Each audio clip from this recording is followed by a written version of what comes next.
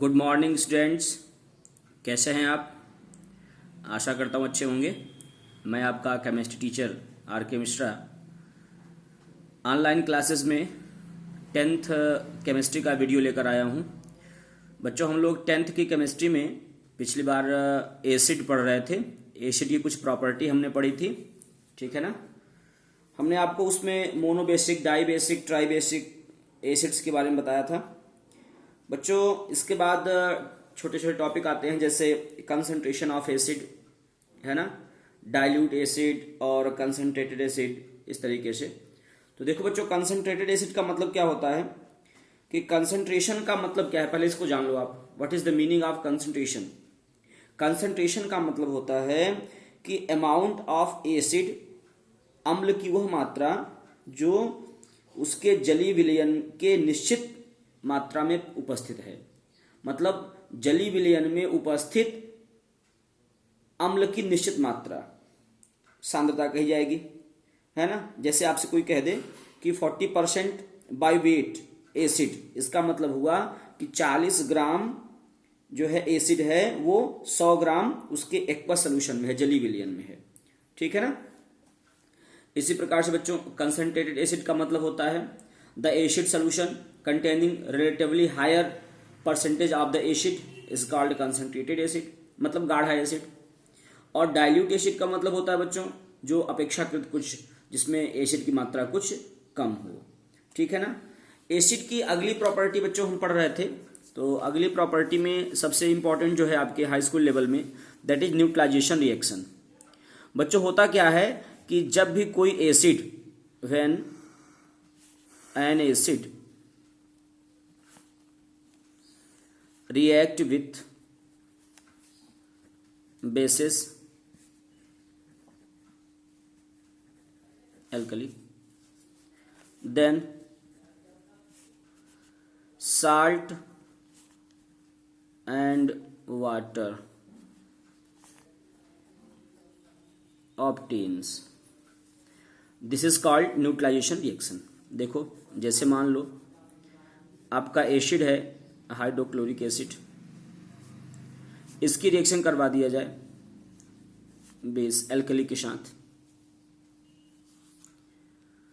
जैसे बच्चों आप रिएक्शन कराओगे, होगा क्या, जब Cl में H प्लस बनेगी, Cl minus Na plus OH minus, double displacement कहोगे इसको, यहाँ का प्लस यहाँ के माइनस से, यहाँ का प्लस यहाँ के माइनस से, बन जाएगा NaOH, साल्ट है।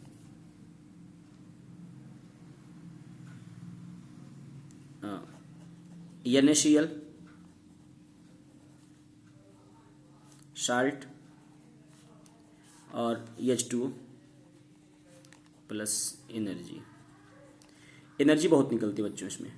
तो ये क्या है, आपका न्यूट्रलाइजेशन रिएक्शन है। जब एसिड बेस के साथ रिएक्ट करेगा तो साल्ट और वाटर बनेगा। इस रिएक्शन को हम नाम देंगे न्यूट्रलाइजेशन रिएक्शन। बहुत इंपॉर्टेंट है, आपके हाई स्कूल लेवल में बहुत बार पूछा गया है रिएक्शन ये। और एग्जाम्पल लेते हैं, जैसे मान लो सल्फ्यूरिक एसिड, इसकी रिएक्शन करा दें पोटेशियम हाइड्रोक्साइड से। जैसे रिएक्शन कराओगे H प्लस बनेगा, सल्फेट माइनस बनेगा, K प्लस OH माइनस, और आपका बन जाएगा K2SO4 potassium sulphate plus H2O। ये भी आपका साल्ट है, पोटेशियम सल्फेट है। तो ये क्या है, ये है आपकी न्यूट्रलाइजेशन रिएक्शन, ठीक है ना। अब बच्चों, जो अगला टॉपिक आता है आपका, दैट इज बेसिस। एसिड के बारे में हमने पढ़ा, अब हम किसके बारे में पढ़ेंगे, बेस के बारे में, ठीक है ना। सिंपल है बच्चों। Base is a chemical compound which react with hydronium ion and furnished bye, base is a chemical compound which react with hydronium ion furnished bye N acid and form salt and water only. कहने का sense है, सीधा सा मतलब है कि ऐसे रासायनिक पदार्थ जो अपने जलीय विलयन में हाइड्रोक्सिल आयन दे देते हैं। The chemical compound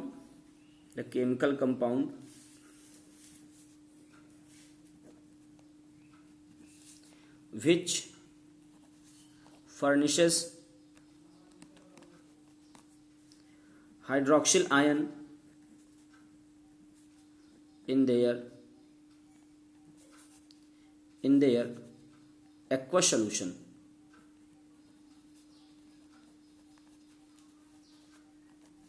In their aqueous solution. कहने का सेंस है, और भी तरीके से कह सकते हैं कि ऐसे रासायनिक पदार्थ जो एसिड के द्वारा, ऐसे रासायनिक पदार्थ, ऐसे केमिकल कंपाउंड जो एसिड के द्वारा दिए गए हाइड्रोनियम आयन से रिएक्ट करते हैं और रिएक्ट करके क्या बनाते हैं, साल्ट, एसिड के साथ, है ना, उनको हम क्या नाम देंगे बच्चों, बेस कहेंगे। ठीक है ना। बेसेस आर ऑक्साइड्स और हाइड्रोक्साइड्स ऑफ मेटल। बेसेस जो होते हैं ये ऑक्साइड्स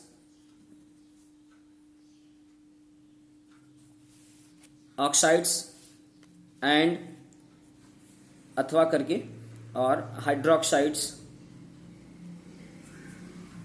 ऑफ मेटल, है ना, ये मेटल के हाइड्रोक्साइड होते हैं या ऑक्साइड होते हैं।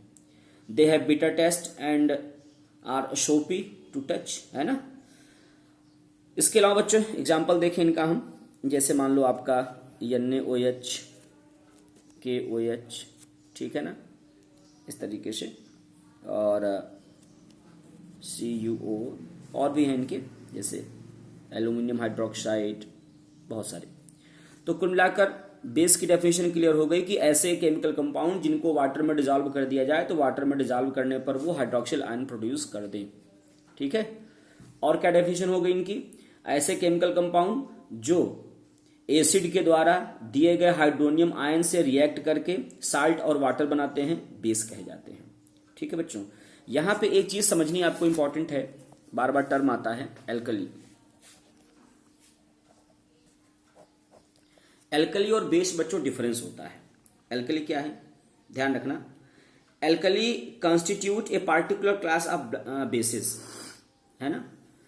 एल्कली जो है वो बेस की एक पार्टिकुलर क्लास बनाता है।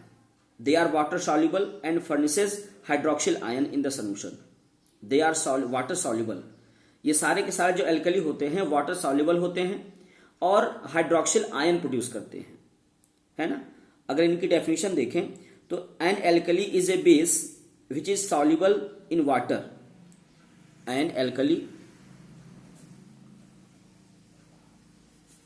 Is a base which is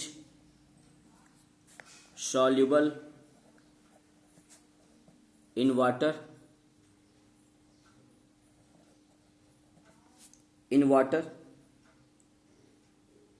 and furnishes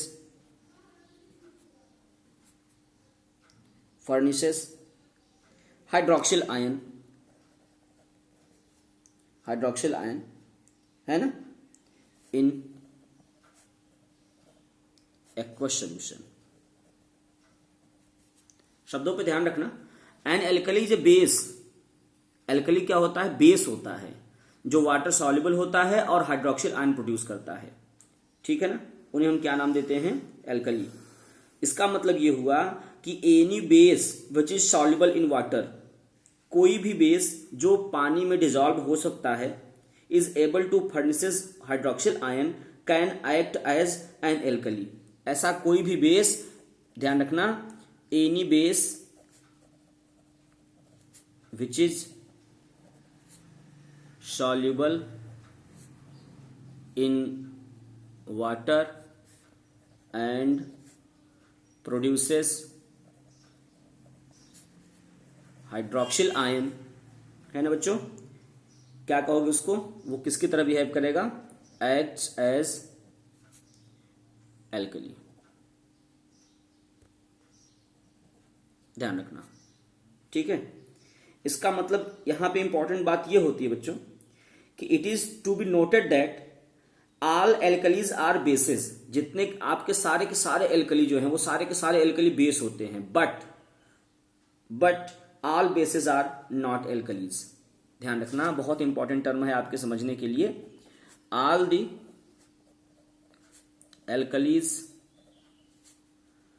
alkali are bases while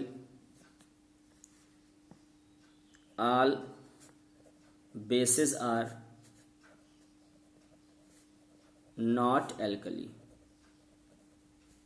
सारे के सारे एल्कली बेस होते हैं, लेकिन सारे के सारे बेस एल्कली नहीं होते हैं, ठीक है ना। जैसे क्यूप्रिक हाइड्रोक्साइड, क्यूप्रिक हाइड्रोक्साइड है एक कंपाउंड CuOH का होल ट्वाइस। ये कंपाउंड जो है ये बच्चों केवल बेस है, एल्कली नहीं कहा जाएगा, because cupric hydroxide is a base because it is soluble in water, it is insoluble in water. ये वाटर में सॉल्युबल नहीं है, ये वाटर में सॉल्युबल नहीं है, ध्यान रखना।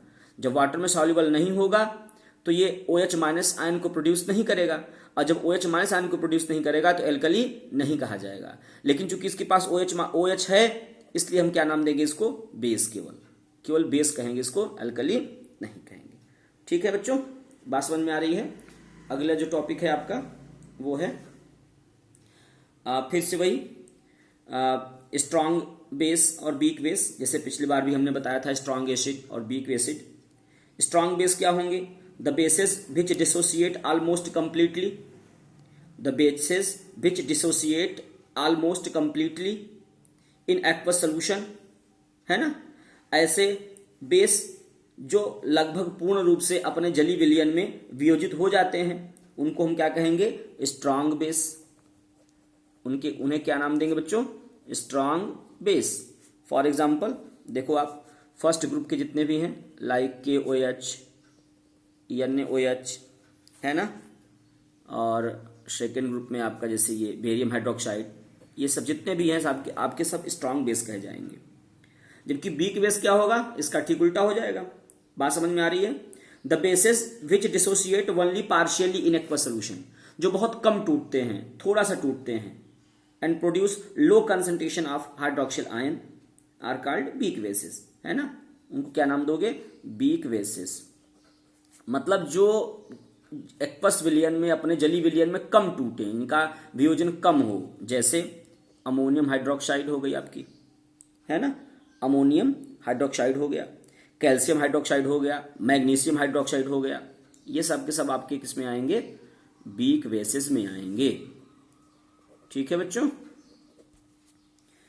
अगला टॉपिक है जो आपका वो है आपका प्रॉपर्टी ऑफ बेसिस। ठीक है ना, प्रॉपर्टी ऑफ बेसिस। अब बच्चों इसको हम नेक्स्ट वीडियो में डिस्कस करेंगे, तब तक आप इसको पढ़ें और कोई भी क्वेरी हो तो अपनी आप हमें कमेंट बॉक्स में सेंड कर दें। थैंक्स।